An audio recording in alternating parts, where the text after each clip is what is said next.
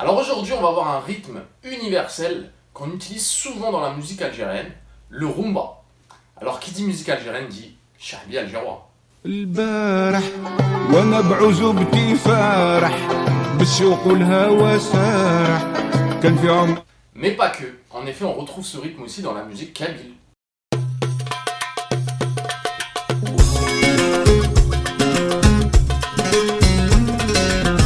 Dans un premier temps, on va voir le rythme, on va le décortiquer comme on a l'habitude de le faire. Et dans un second temps, on va voir que ce rythme est en fait un dérivé du goubahi, tuto numéro 2.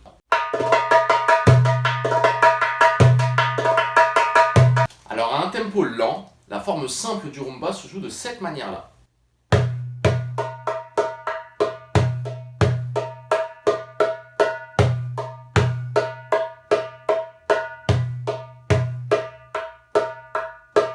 Si on accélère brièvement le tempo, on va tendre vers la forme originale du rumba.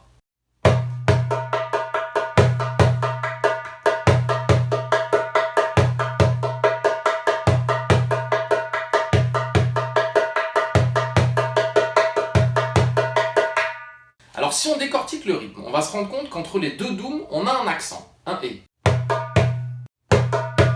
Suite à ça, on va proposer une succession de et et de tac. Si on englobe le tout, ça nous donne ça.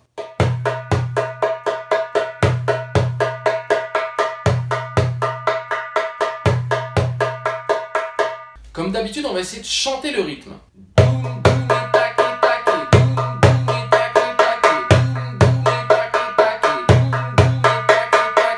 Donc deuxième forme du rumba, comme pour le goubahi, on va rajouter des racks et des rebonds pour étoffer le langage rythmique et apporter un petit peu de groove. À un tempo lent.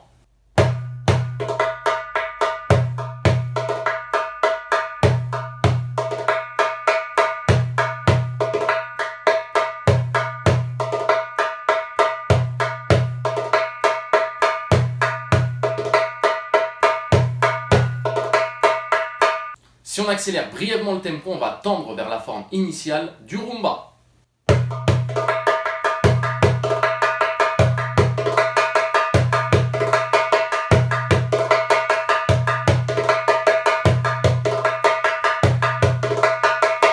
Alors dans un second temps, ce qu'on va voir, c'est que le rumba est en fait un dérivé du goubahi. On se souvient que le premier temps du goubahi commence par un tac. Si on remplace le tac du premier temps du goubahi par un doum, ça va nous donner ça.